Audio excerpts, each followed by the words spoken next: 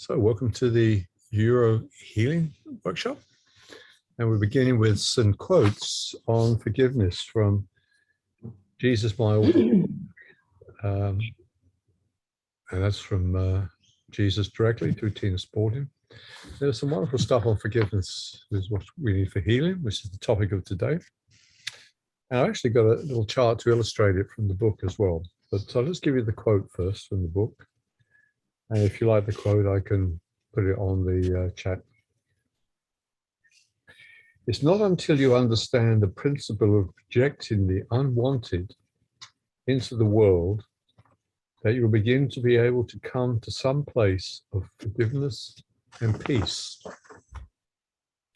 As long as you believe that it is real, the world, in the absolute sense of the word, as long as you believe that enemies and evil exist out there, you are in the powerless place of the victim. You are in the powerless place of unconsciousness, which is an uneducated state. You do not understand truth. You do not understand that God is love, that all is love. Other than what you witness through your mind, which is the projection of all the fears, all your fears, into the world, that you might hate them. The reason you have projected them is you cannot contain that kind of conflict within the mind. So it reminded me of this diagram, which I hope to bring up now.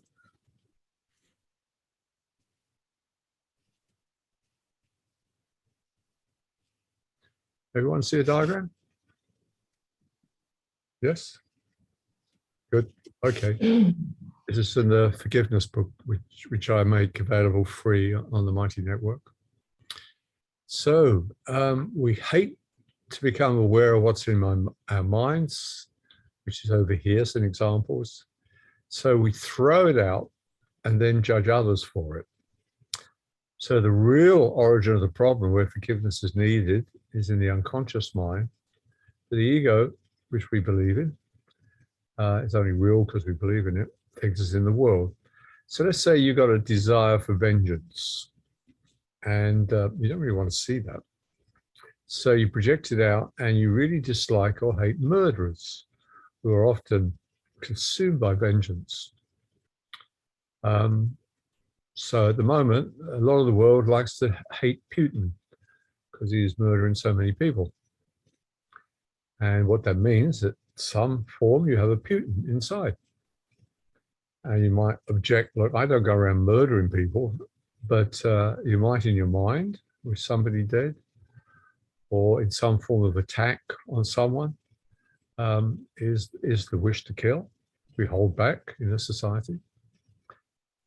But, you know, it's often been observed nice people becoming soldiers and going to war turn into some rather terrible people. And they're very surprised about, you know, Mr. Smith, who's normally quiet and gentle, because he's now given permission for full projection. Other examples I got here is that we suffer spiritual poverty. It's interesting that Mother Teresa, when she came to the West, said, we have material poverty in the East, but you have spiritual poverty in the West. This is thrown out and we now confuse ourselves of material poverty. We hate having not enough money or not enough items around us. And actually it's because we're lacking that connection with love, spirit. Suppressed anger, and we then hate hostile people. And we might say, well, that's not true. I've never shouted at anyone in my life, but the anger's there, perhaps in a quiet, suppressed form. And maybe when people upset you, just don't talk to them. That's the way your anger comes out, which drives them mad. A last example here is a desire to control others, you know, a major hallmark of the ego. And that's denied and projected out as you hate dictators, maybe back to Putin again. And the first stage of forgiveness is to go right to left. Say, all these people are mirrors, the things that are unhealed in me. Before we move on to the exercise, got Any comments on this? I have maybe one. First, it's a wonderful diagram.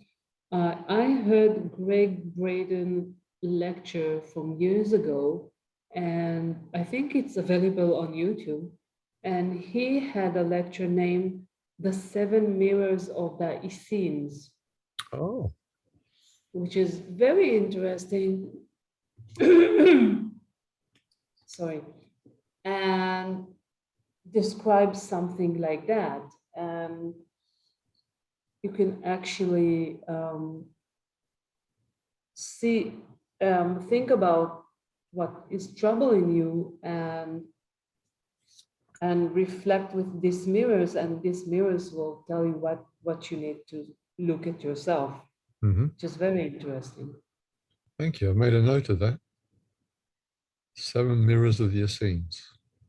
Yeah, I will try to find it and post it. Thank you. Anyone else?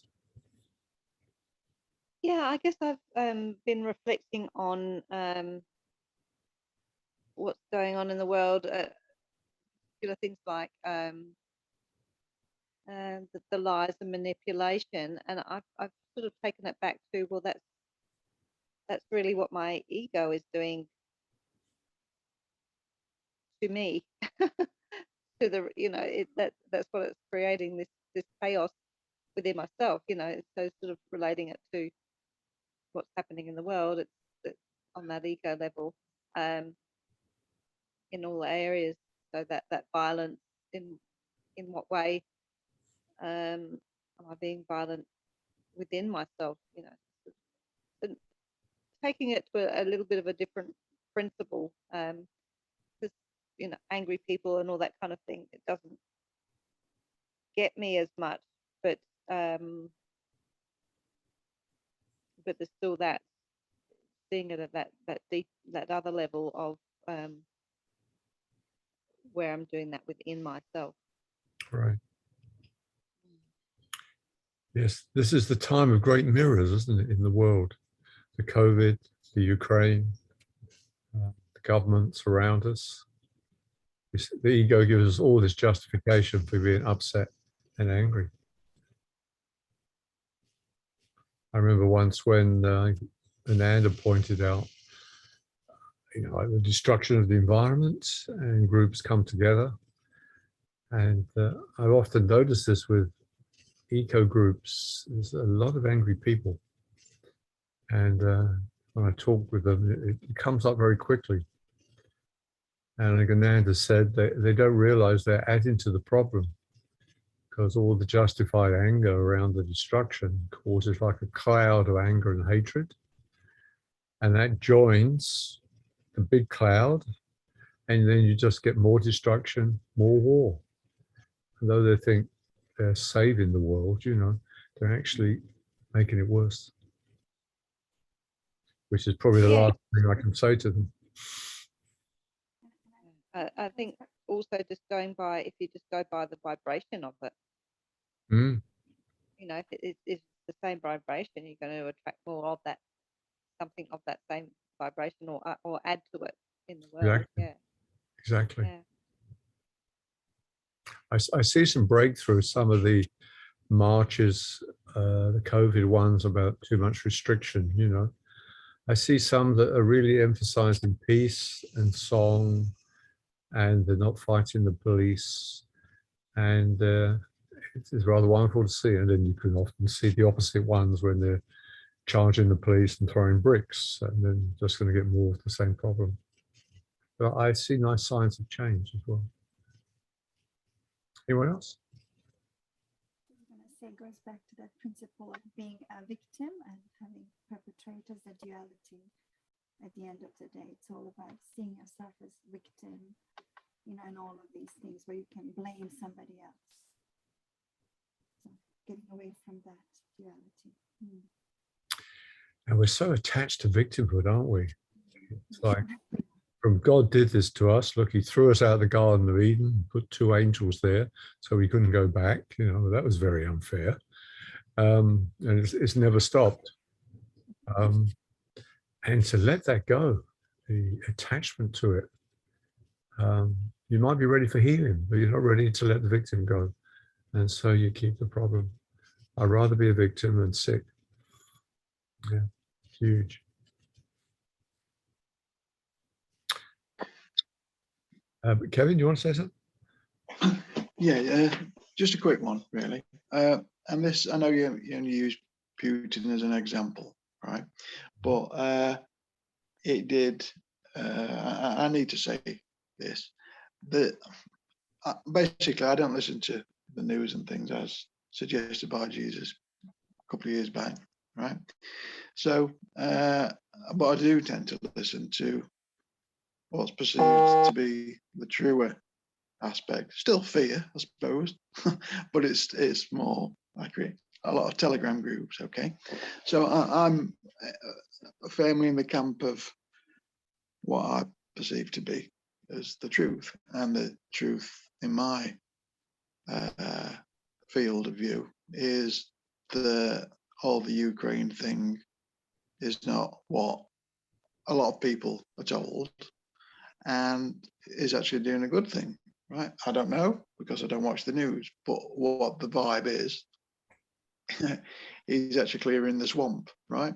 So part of that, wherever it is, because I don't want to get into a debate on people might have views on things like this. However, what the point where I'm going with it is, in my local villages, I keep seeing yellow and blue flags outside people's houses. Or, I mean, even the parish council here have, I don't know who makes them think that I want this, but if somebody's gone to the great trouble of knitting a big tea cozy thing and sticking it on a traffic bollard in yellow and blue. What do those colours signify, Kevin? I'm out of touch. Is that the Ukraine flag colours, or what is it? Yeah. If there's a yellow and blue flag, it's a Ukraine thing, and basically you're an anti-Putin thing, and you've swallowed the full-on narrative, right? Because Ukraine is like cabal and stuff like that. Anyway, I'm not getting to that. But the point is, I'm finding myself triggered by it, and I'm thinking now, what can I do about this? Do I need to do anything? Do I just feel a bit like masked people? Do I just feel sorry for these people and think, I forgive you and carry on? Or do I pull up in the car and get my permanent marker out and write a big Z on the flag, right? So no, Kevin, no. no, so I'm not going to. I'll get my Stanley knife from the bungalow. Oh, no, Kevin, no. No. So I'm not doing any of that. But the point is, I'm finding a trigger inside, thinking, really, and I've got to let that go because it's just people's different views. And a bit like the mask thing. Somebody's swallowing the new COVID thing. I went into the shop yesterday, 5 people there. It's not happened for a while. 4 of them have got masks on. I'm thinking, oh, really? Right. So, and I got to part that and let it go.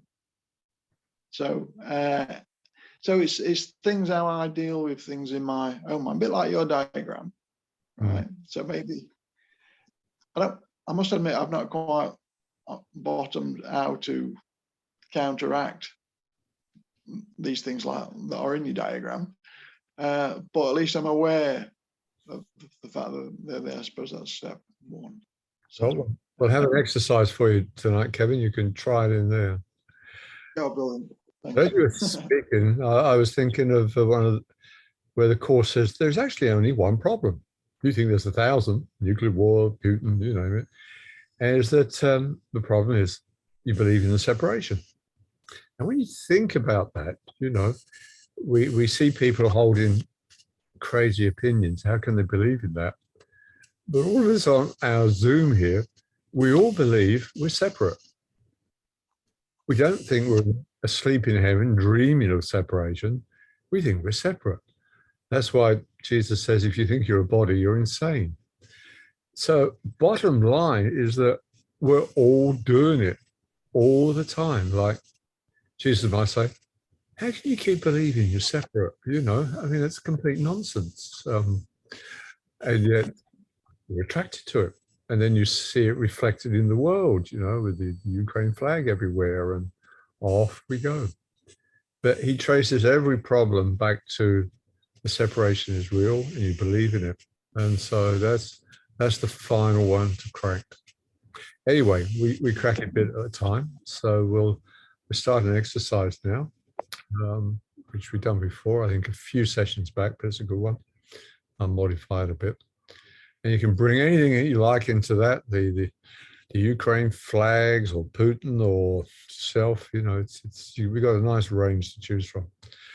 So if you like to get in a relaxed position and close your eyes.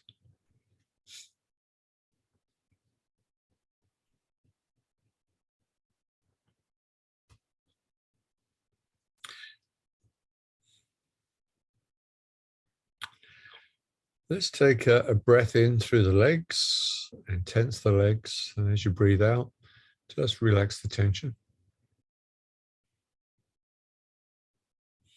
And then breathe in and gently tense the muscles of the stomach. And then relax as you breathe out.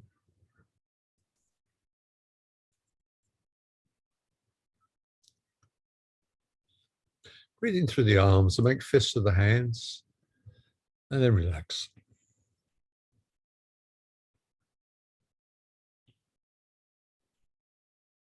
Breathe in, squeeze the shoulder blades together. And let go.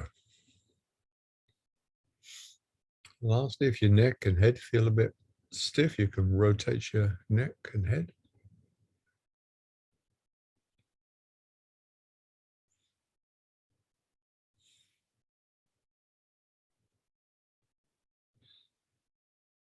Now silently count backwards from 10 to 0. Feel yourself becoming more relaxed as you count.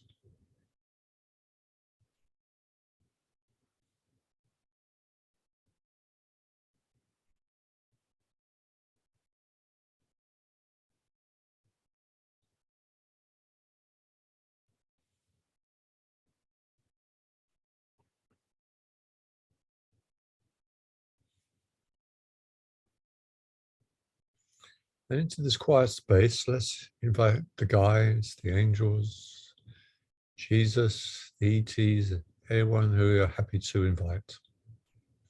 They won't go against your free will, so ask them to come and join you and help you in this forgiveness exercise.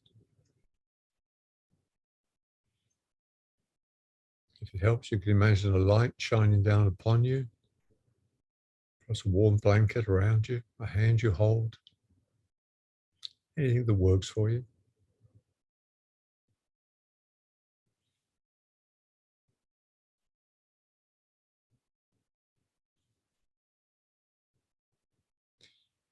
Now you can either turn to the guides and say, what is it I need to forgive?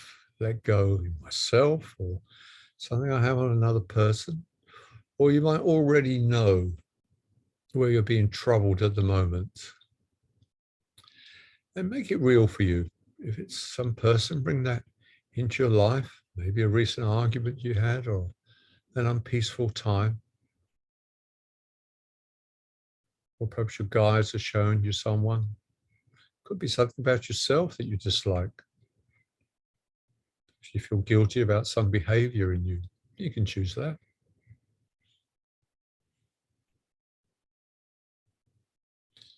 Make it real, feel it. And then find where you're holding this in your body. There will be a reflection of this unforgiveness, this lack of peace in your body.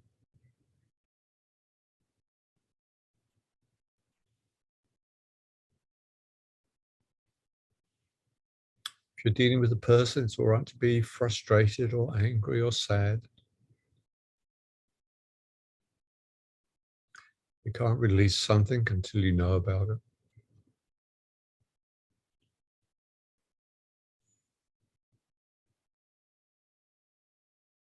And bring your awareness more and more into that part of the body where you feel it. That tension, maybe even a pain from this unforgiveness, this judgment.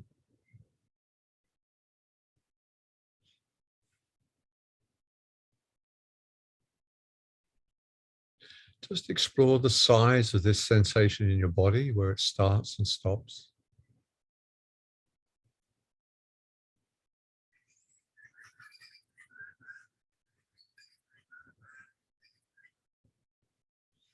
And what's the shape of it?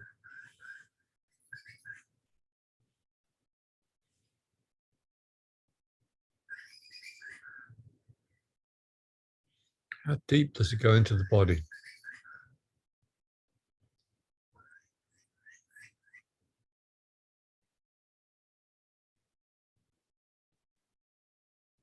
How dense does it feel?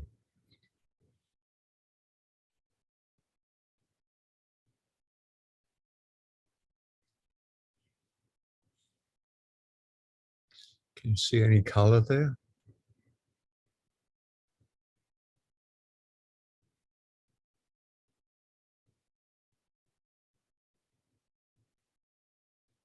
Does it feel any hotter or colder than the rest of the body? If it helps, you can put an accepting hand over that area. You're not trying to change it, you're just interested in it. You created it. This is like a child you've made, albeit an unhappy child.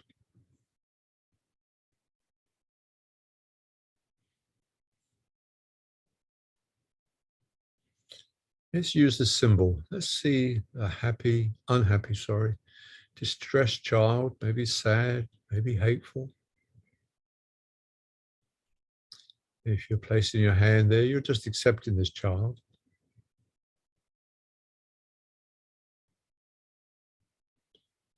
And allow the child to speak to you. Let it describe its feelings. It may be a little angry at you because normally you don't pay attention to it. But now you're not trying to fix it. There's this child sitting there, this upset child. Ask it, why did I create you? Why do I keep you? Just listen.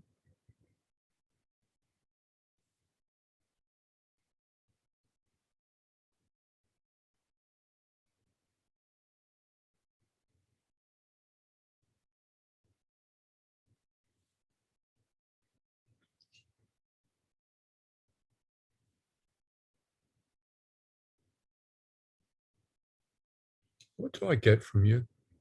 What do you give me?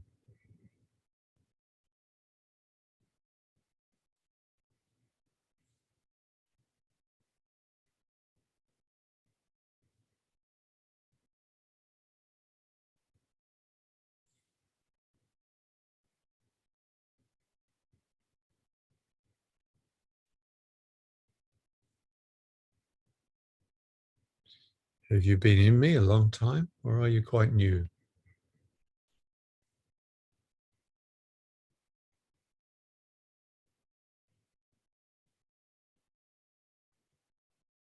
Did I bring you into this life, or did I make you during this life?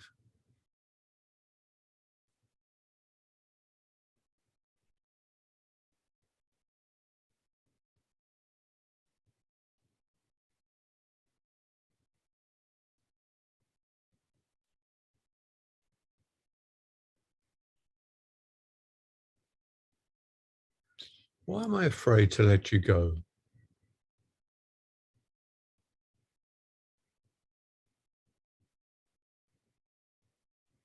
If you can, pick up the child, if it allows it, and just hold it to your heart and continue to listen.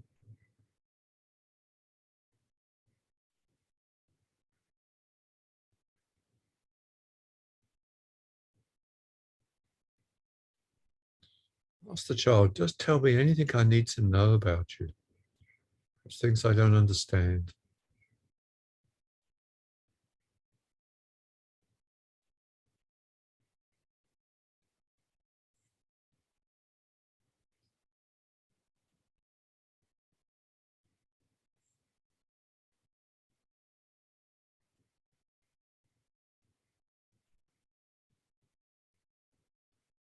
If I was to let you go, let the angels take you away and you can play with them, how would my life change? Is there something I fear there?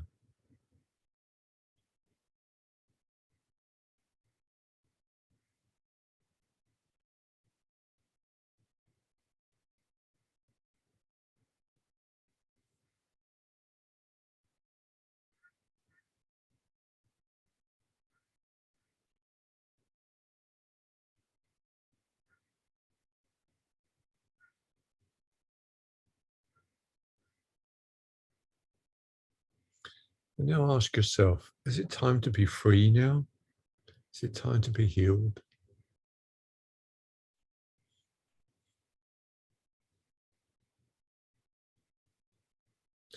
Do I want to call in the angels to take this child? So the child can happily leave with the angels.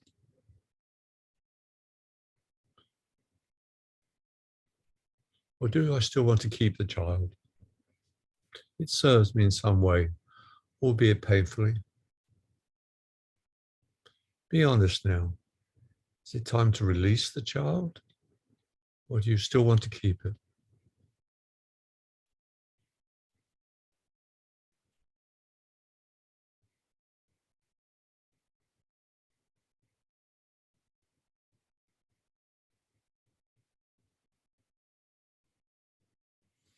Either decision is fine. If you're not ready to let it go, there will be a time when you will, and this exercise will help.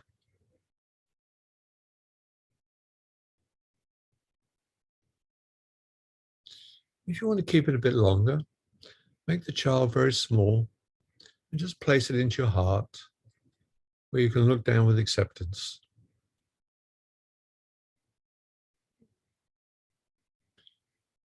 But if you feel it's time to be free now, call in Jesus, call in the angels, give thanks to the child for how it served you, and they will happily take it away.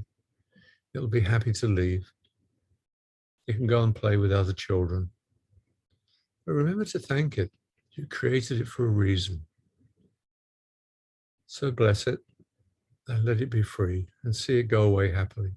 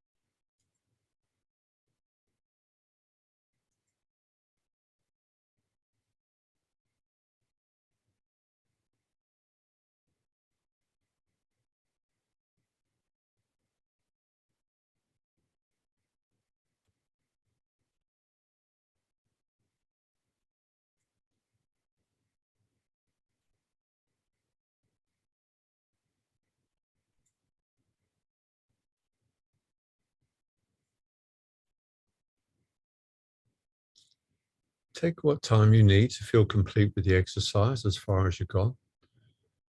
And then just, in your own time, bring back yourself to the room before we split up into sharing groups.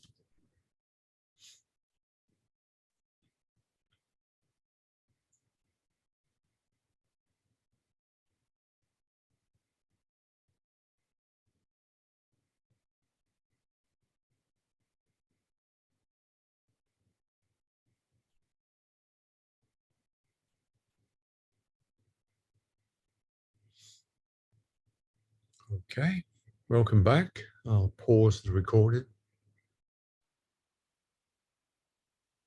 So if the mind is occupied with negativity, it just means that attention has gone to thoughts for a moment and it's left off sounds and tastes and all these sorts of things. So you go, oh, I just have a look around the room and see what objects stand out, and then I'll choose one, and that looks interesting.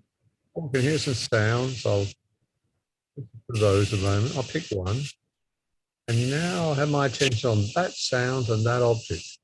And you've robbed the mind of its attention to negativity. You'll be surprised how efficient it is. Well, that's what I'm finding. And then the thought might come up again and say, look, excuse me, you were thinking about me a moment ago. And then back in the observer chair now, you go, oh, look, there's that thought again. However, I'm more interested in the taste in my mouth of the food. I'll just put my attention there and keep an eye on that nice tree over there as well. Taste of the tree. And the thought doesn't get a look in again. And it's just a new habit. Switch your attention to something else. Beep, beep, whatever that is. I remember Adyashanti sometimes using this approach, like you're sitting in meditation and your mind wanders off. He says, right, go to another sense. Just listen to the sounds or the cushion you're sitting on, feel that, and just use those senses for a moment and then go back to your meditation. Anyone want to share anything from their exercise with the group before we finish? Okay.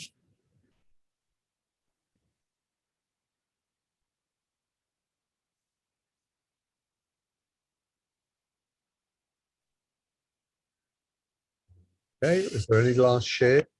Yeah. I'll just say,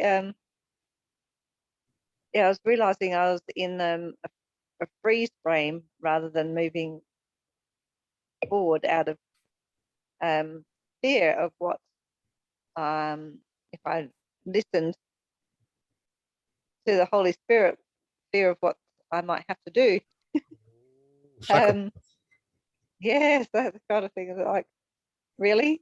And, you know, but with talking to Bjorn, you know, it just comes back to that ridiculousness of thinking that this little ego me thinks it can do a better job. Like, is that working for you? Yes, the course calls that the authority problem. Who's in charge around here? God or the ego? The ego. I think that's a nice observation. If I turn my decisions over to the Holy Spirit, what the hell is he going to say? I was always fascinated when I came across for the first time in the text, Jesus saying what his last lesson was. His last lesson, this must be tough if it was his last lesson. It was to pass all decisions over to the Holy Spirit. That includes your bank account. It includes money. Oh no, that's my security. What does he know about money and bank accounts and interest and shares? I'm not passing that over to him.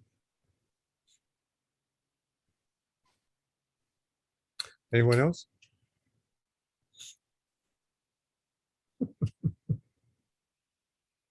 I can relate to that, what Julie said there, and also what you said about the Holy Spirit, because I got this battle about handing it over to the Holy Spirit, or especially when you said make it small and you can put it in your heart if you want. I thought, oh, that's a bit of a halfway house. I could maybe do that, but then I thought, no, I'll hand it to the Holy Spirit. That's what I've been trying to do, and it felt like the right thing to do. So I did that, and then watched. It was a little kid and watched Jesus hold his hand and take it away. You know.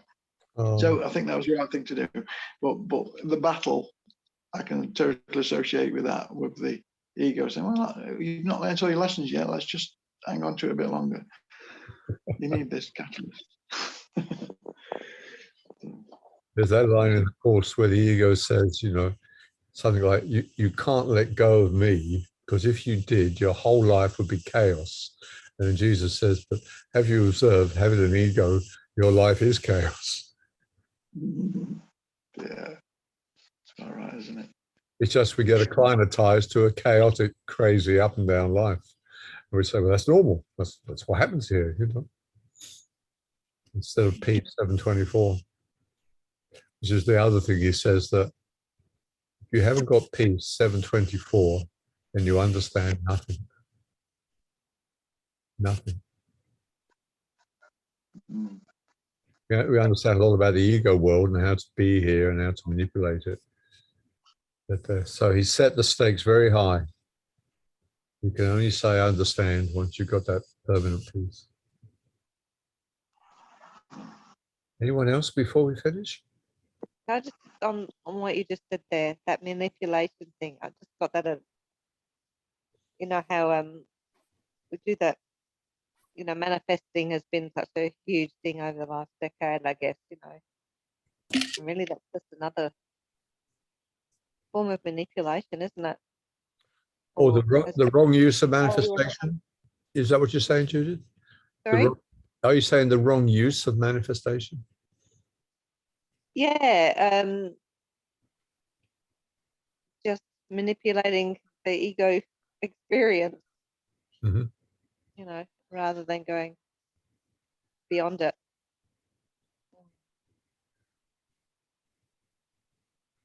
Yeah, I mean, they say we're manifesting all the time, of course. You know, we're manifesting this Zoom. I've found sometimes a pinpoint manifestation to be very helpful in healing and rid of sore knees and colds and things like this. But the temptation is then for the ego to creep back in and then get piles of money in the right car and people loving me, and they're off and running again, of course. And which is that the highest form of manifestation is that once you learn forgiveness, you will automatically attract good health, prosperity, the right friends without you doing anything, because you're in the love vibration, which brings everything to you, because it's just the root of the universe, that vibration. Traps everywhere.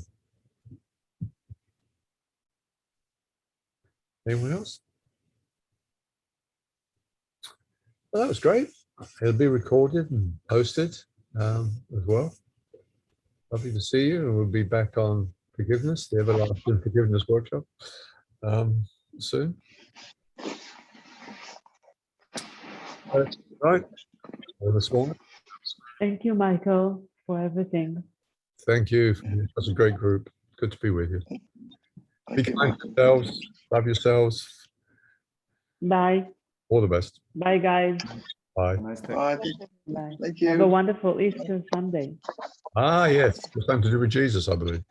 I think he wants us to forgive someone or something, or eat a chocolate egg, one of the two. I can't remember.